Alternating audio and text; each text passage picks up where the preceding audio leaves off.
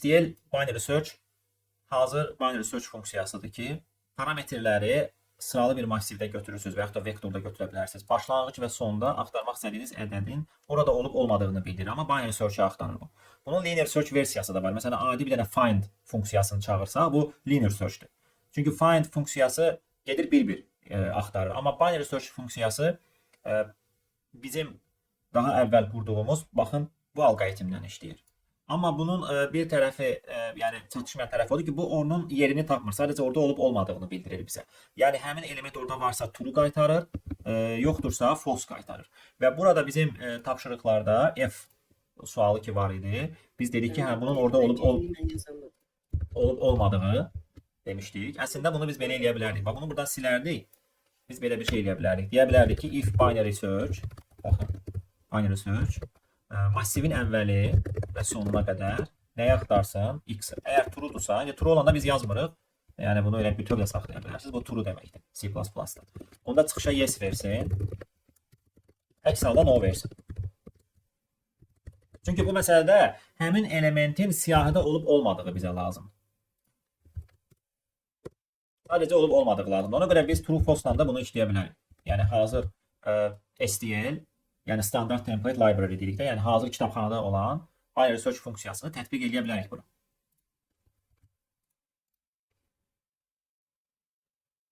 Siyahı varsa əlimizdə, biz ora hazır binary search funksiyasını tətbiq edə bilirik o məqsədlə ki, həmin ədəd orada ya var ya da yoxdur. Yəni onu bilmək üçün. F STL binary search.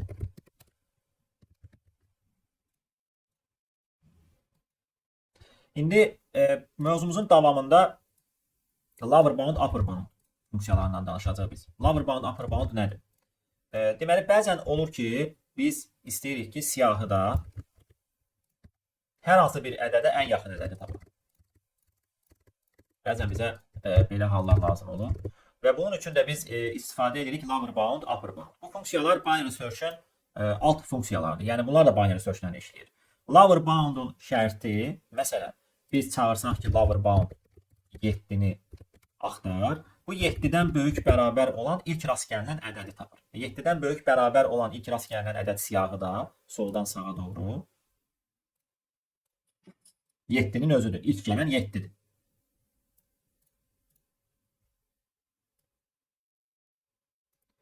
Upper bound-u çağırsaq, upper bound 7 7-dən ciddi böyük olan ilk rast gəlinən ədəd. Hansı olacaq? Bəli, 9 ədədi. İndi bunlar bizə nə üçün lazımdır? Bir neçə məqsədlə istifadə edə bilərik biz upper bound-dan lower bound-u. Məsələn, ola bilər ki, həmin ədəd orada yoxdur, amma sən o ədədə ən yaxın ədədi axtarmaq istəyirsən. Məsələn, burada biz lower bound 5 axtarsaydıq, 5. 5-in özü burada yoxdur. 5-in özü burada yoxdur, amma 5-dən böyük bərabər olan ən yaxın ədədi tapacaqdır bizə. Düzdürmü? Yəni biz məsələn misal üçün əgər desəydik ki, lower bound o izah eləyəcək. Lower bound 5 bizə nəyə qaytaracaq? 5-dən böyük bərabər olan. Şərtimiz budur. 5-dən böyük bərabər olan ilk ədəd. O da 6-nı tapır. Düzdürmü?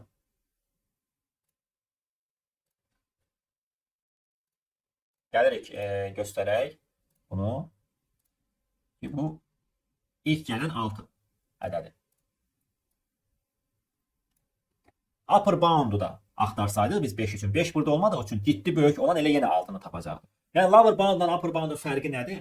Sadəcə bərabərlik. Lower bound bərabər olanda da tapır. Amma upper bound ancaq ciddi böyük olanı axtarır. 7-dən ciddi böyük olan, yəni x-dan ciddi böyük olan.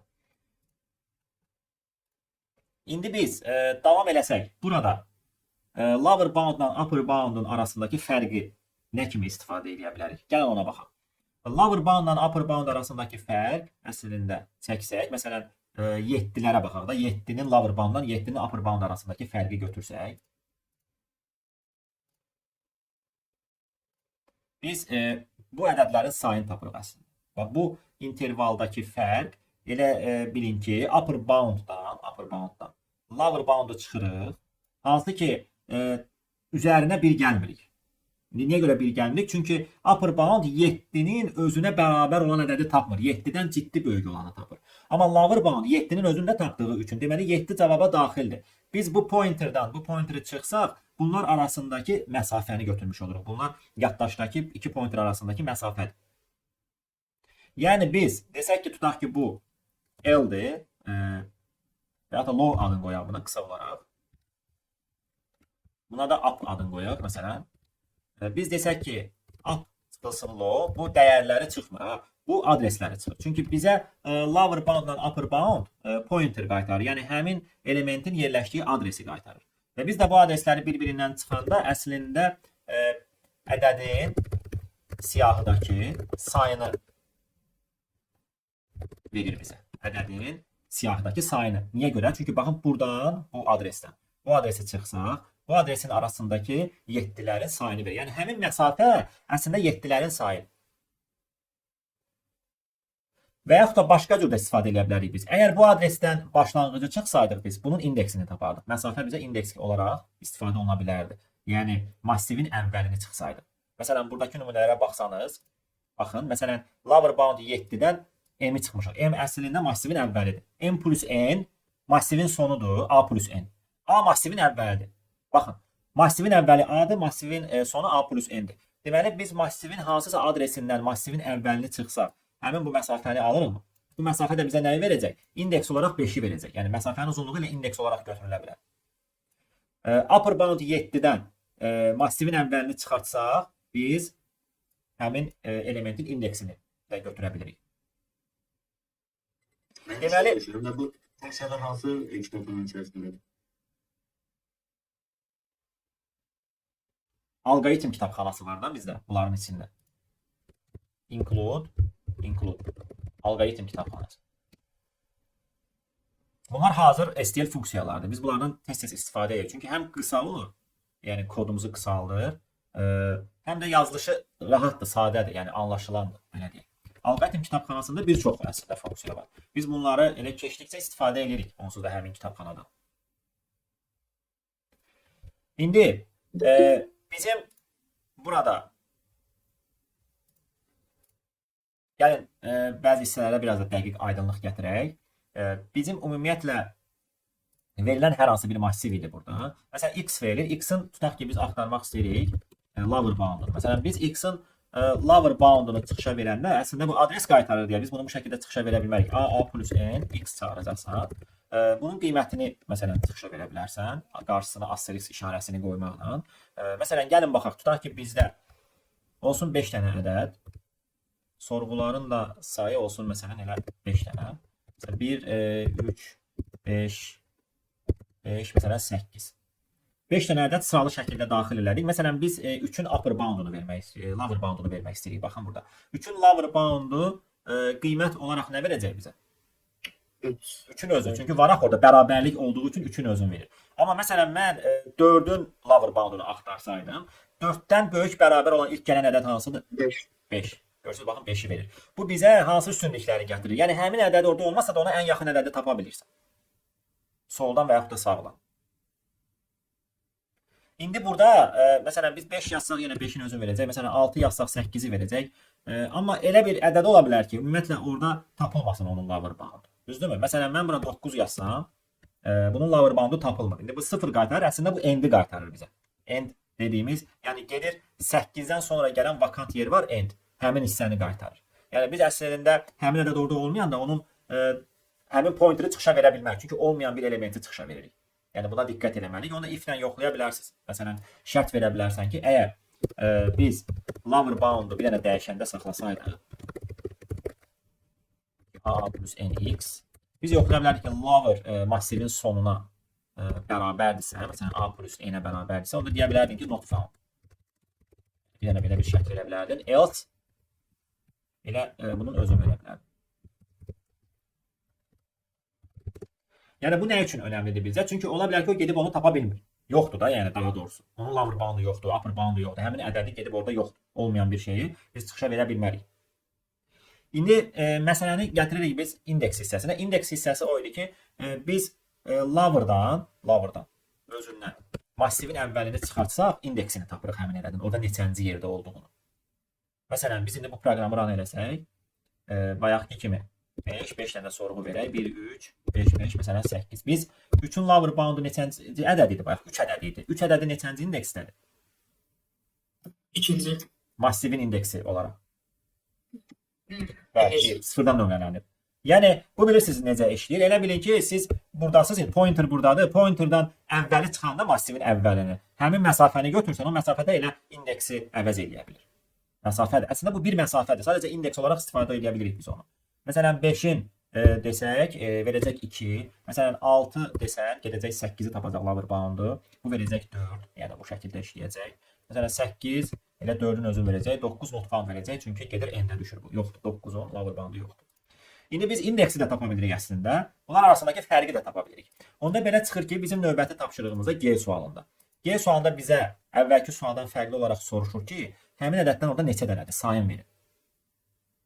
Sayın verdiysə, o zaman biz upper bounddan lower boundu çıxa bilərikmi ki, onların arasındakı ədədlərin sayı elə həmin ədədin sayını verəcək bizə. Həmin o interval, məsafə bizə həmin o ədədlərin x-ların sayını verəcək. Və biz nə edirik burada? Lower'ı tapırıq. Auto upper'ı da tapırıq. A plus n x və çıxışa nəyi veririk? Bunlar arasındakı fərqi. Burada if verməyə gərək yoxdur. Çünki olmasa onsuz da onlar eyni yerə düşür. Onların da bir-birindən çıxanda 0 verir. Yəni ki, həmin ədəddən orada yoxdur. Upper'dan çıxırsınız lower. İndekslərini də tapıb bir-birindən çıxa bilərdin. Yəni indeksləri də çıxsan eyni cavab alacaqsan. Birbaşa adresləri də çıxsan eyni cavab alacaqsan. Yəni bu şəkildə biz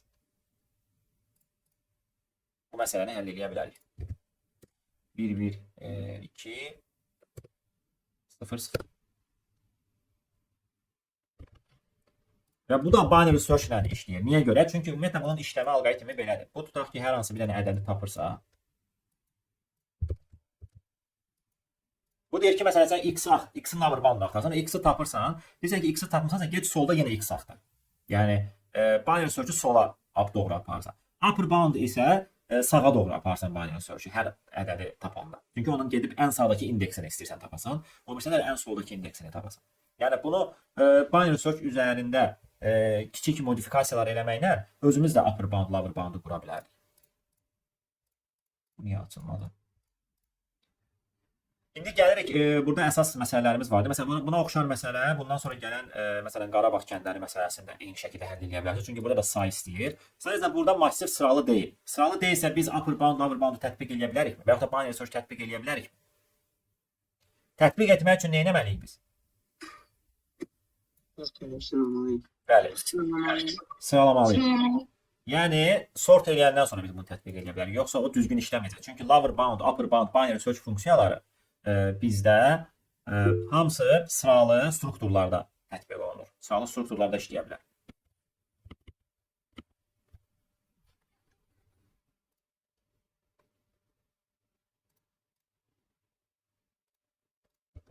H tapşırığı, baxın, burada görürsünüz sort eləmişik. Amma bundan qabaq məsələdə sort eləməyə ehtiyac yox idi. Çünki o məsələdə onsuz da sıralı verilirdi massiv.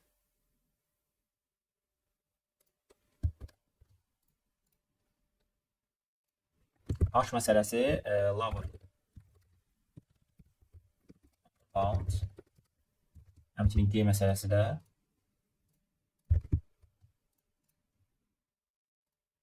o bilirsiniz orada auto niyə yazmışıq?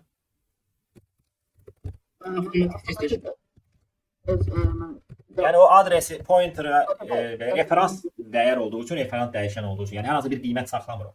O adresə referansdır. Adresə referans olduğu üçün auto təyin eləməlisiniz. Yəni bunları yadda saxlayın. Bax, find funksiyasının qaytardığı, lower bound'dur, upper bound'dur. Yəni bu funksiyaların qaytardığı dəyərlər hər hansı bir primitiv tip deyil ki, yəni integer olsun, double olsun. Bu adresə referans olan bir pointerdir. Yəni dəyişən. Sonra tikinti məsələsini izah eləyək. Tikinti məsələsində bizdən istədiyi nə idi? Tikinti məsələsi binary search-lə necə həll oluna bilər? Ümumiyyətlə, biz bu tip məsələləri həll eləyərkən birinci baxmalıyıq ki, artma baş verəndə nə baş verir, azalmada nə baş verir. Yəni, burada bir düz mütənasiblik, monoton artma, azalma varsa, deməli, binary search tətbiq oluna bilər. Yəni, funksiyanın özünə baxırıq biz. Məsələn, burada bizdən soruşur ki, buradan 6 dənə eyni uzunluqlu taxtalar kəsmək lazımdır. Amma o taxtanın maksimal uzunluğu maksimum olsun istəyir. Məsələn, biz buradan tutaq ki, çoxlu versiyada taxta kəsə bilərik. Bir də kəsilən taxtaları birləşdirə bilmərik. Yəni bütöv şəkildə kəsilib istifadə olunmalıdır. Müəllim, onu bir masaya birləşdirib ən minimumunu tapa bilərik və o uzunluqda kəsə bilərik. Bütün yəni uzunluqlarını necə tapa bilərik biz? Məsələn 16-dan biz nə bilək ki, yəni ən uzun bu taxtalardan 6 dənə hansını kəsə bilərik? Onu necə tapa bilərik? Məsələn mən tutaq ki, götürsəm buradan, desəm ki, 7 uzunluqlu neçə dənə kəsə bilərəm 7 uzunluqlu? 7 plus 7 bundan kəsirəm, düzdür? 2 dənə. 7 bir dənə bundan kəsirəm. 7 plus 7 2 dənə bundan kəsirəm, bir dənə bundan. Neçə dənə kəsdim? 6 dənə kəsə bildim. Düzdür? Amma əslində cavab 7 deyil. Cavab nədir? 7-dən də böyük cavab var. 8 plus 8 kəsərsən, bundan da bir dənə kəsərsən. 8 plus 8 bir dənə də bundan kəsərsən, bir dənə də bundan. Amma 8 7-dən daha uzundur axı. Deməli 8-i seçərik biz cavab olaraq. Davam eləsək, məsələn, tutaq ki 9-u yoxlasaydıq. 16-dan bir dənə 9 kəsəcəkdik biz. Düzdürmü? 9. 12-dən bir dənə 9. 20-dən 9 plus 9. Ondan da bir dənə 9 və toplamda neçə dənə 9 kəsə bilirik? 5 dənə. Bizdən neçə dənə istəyir? 6 dənə. Deməli 6 dənə kəsə biləcəyimiz ən uzun taxtanın ölçüsü nədir? 8. Düzdür? İndi biz burada bir şeyə fikir versək görürük ki, əslində taxtanın uzunluğunu böyüdəndə say aşağı düşür. Fikir versiniz. Taxtanın uzunluğu elə bil artanda daha az taxta kəsiləcək bundan. Amma uzunluğu azalanda daha çox taxta kəsiləcək. Deməli bura binary search-i biz tətbiq edə bilərik ki, middle-ı o vaxt sağa sola sürüşdürürük ki, middle biz taxtanın uzunluğunu artırmaq istəsək, yəni daha böyük taxta tapmaq istəsək, onda left-i sürüşdürəcək. Yox, azaltmaq istəyiriksə, right-ı sürüşdürəcək. Və indi tutaq ki, biz middle-ı təyin edirik ki, middle bizim kəsmək istədiyimiz taxtanın uzunluğudur, amma qiymətini bilmirik. Hələ biz bunu axtarmağa çalışırıq. Əgər m cavab olsaydı, onda hər bir bu taxtadan m uzunluqlu neçə dənə taxta kəsə bilərik? Bunu necə hesablayarıq? 16 böl, üstə gələk 12 böl, üstə gələk 20 böl, üstə gələk 10 böl, düzdürmü? Bunu ümumi göstərsək biz, massivin A0-ı, yəni taxtaların uzunluğu L, ya da elə X uzunluğu verə bilərsiniz. X 0 böl M, üstə gələk X 1 böl M, düzdürmü? Bu cəmi hesablamalıyıq. Əgər bu cəm, bax, bu cəm, burada verilən saydan böyük bərabər olsa, deməli biz istədiyimiz qədər, yəni taxta əslində kəsmişik, amma ola bilər ki, daha uzun taxta kəsək 6 dənə. Məsələn, tutaq ki, biz 7 cavabını tapmışıq, amma 7-dən daha böyük cavab ola bilər deyə. Biz nə etməliyik? Biz left-i middle plus 1 eləməliyik. Düzdür? Amma cavabı yadda saxlayıb eləyim bunu. Yəni, answer olaraq yadda saxlayırsınız ki, M bizim cavabımız ola bilər, amma gedək daha uzun, böyük bir cavab axtaraq. Bu şərt ödənməsə, onda mütləqdir ki, biz right-ı azaldaq. Niyə görə? Çünki taxtanın uzunluğunu azaltmalıyıq ki, daha çox taxta kəsə bilək. Bizə 6 dənə deyib, amma biz 5 dənə kəsmişik. Deməli, nə etməliyik? Kəsəcəyimiz taxtanın uzunluğunu azaltmalıyıq ki, 6-ya yaxınlaşdıraq onu. Düzdür? Və beləliklə, bu məsələnin həllində bizim istifadə edəcəyimiz taxtaların kəsəcəyimiz taxtanın uzunluğu gəlin belə eləyək. Bunu middle verək. Bu da taxtaların uzunluğu x eləyək. Bir də left right götürürük. Xəyali bir intervaldır bu. Bu intervalda biz əslində linear search eləmirik. Biz binary search eləyirik. Linear search eləsəydik biz bu məsələdə. Biz necə axtarmalıyıq? Biz deməliydik ki, gəl birinci baxaq, bir uzunluqlu taxta kəsə bilirikmi? 6 dənə. Sonra kəsərik 2 uzunluqlu, 3 uzunluqlu. Bu şəkildə gedərdik. Mümkün qədər 6 dənə kəsə biləcəyimiz yerə qədər gedərdik maksimum bir ədədə. Bu da zaman limitini aşacaq. Niyə görə? Çünki taxtaların elə bil ki uzunluğu 2 milyarddır. 10 mindən də taxta var. Deməli bizim cavabımız elə 2 milyarda yaxın bir cavab ola bilər. Yəni dövr deməli o qədər davam eləməlidir. Hər bir taxtadan da kəsə biləcəyimiz uzunluğu hesablasaq n vurulsun l qədər. Yəni burada zaman lazımdır bizə. Amma binary search həmin cavaba log n-ə yaxınlaşır. Yəni log 2 vuraq 10 üstü 9, haradasa bir 30 əməliyyat edir. 30 əməliyyat vurulsun bir də buradakı 10.000. Yəni bir taxtaların üzərindən keçirik. Yəni baxırıq ki, biz m uzunluğunda hər bir taxtadan nə qədər kəsə bilərik. Əgər görsək ki, bizə verilən limit var idi də, bunu da gəlin k eləyək. K qədər taxta kəsə bilmişiksə biz m uzunluğunda. Deməli, bu bizim cavabımız olaraq qalsın. Gedək biraz daha böyük cavab axtaraq.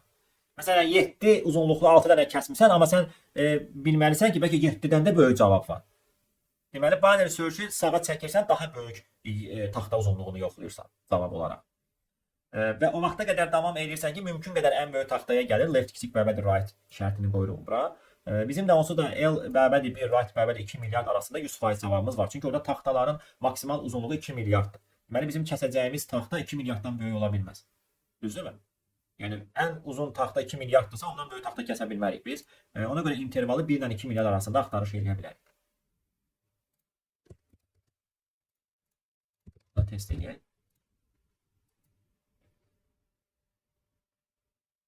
Nəsə düz verməmişik çıxışa burada. D məsələsi. Dəyişənləri burada dəyişdik. Ona görə x, n, k elədik. Answer 0. L. Bunu düzəltməliydik. Bu middle-dır bizdə. Təzədən elə bir ki, qaytardı bunu. K yerində qalacaq. Middle.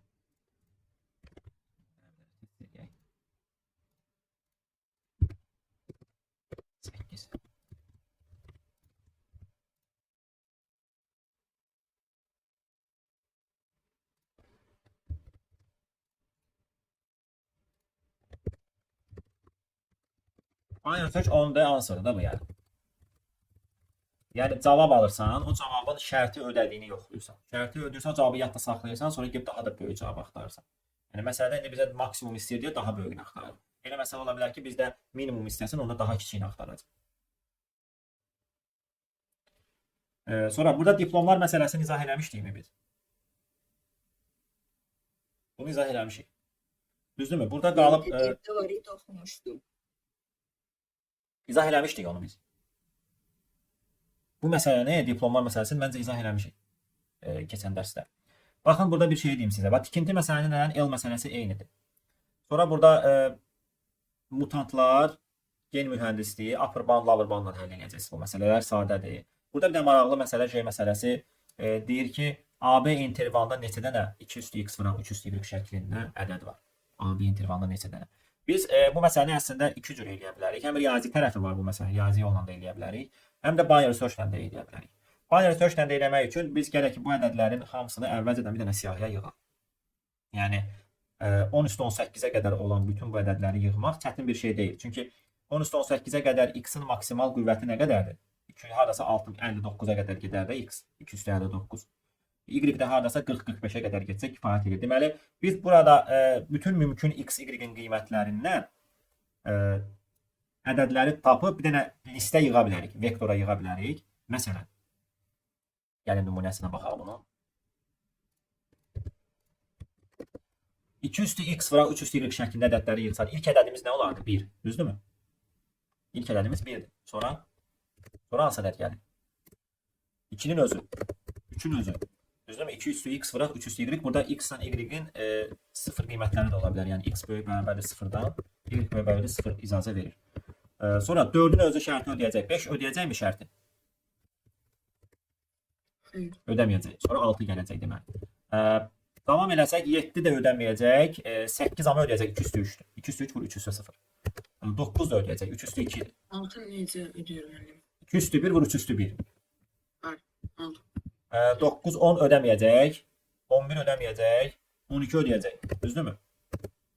2 üstü 2 vur 3 üstü 1. 12 ədədidir. 2 üstü 2 vur 3 üstü 1. 13 ödəmir. 14 ödəmir. 15 ödəmir. 16 ödəyir. 2 üstü 4. İndi bizə bir dənə sorğu gəlir. Məsələn, AB intervalını verir ki, məsələn, deyə bilər ki, sənə 3 ilə 15 arasında neçə dənə belə ədəd var? Ben deyək ki, bizə belə desə 3-dən 15 daxil götürür. Daxil götürürsən əlbəttə. Orada daxil götürürsən də, burada AB özü daxildir cavab. Baxın, işarəsini. Biz də bunu necə tapırıq? Biz bu siyahını sıralı saxladığımız üçün bu iki ədəd arasındakı ədədlərin sayını necə taparıq? Bayaq keçdik onu. Binary search-də funksiyaların adı nə idi? Funksiyaların adı nə idi? STL funksiyaları var idi.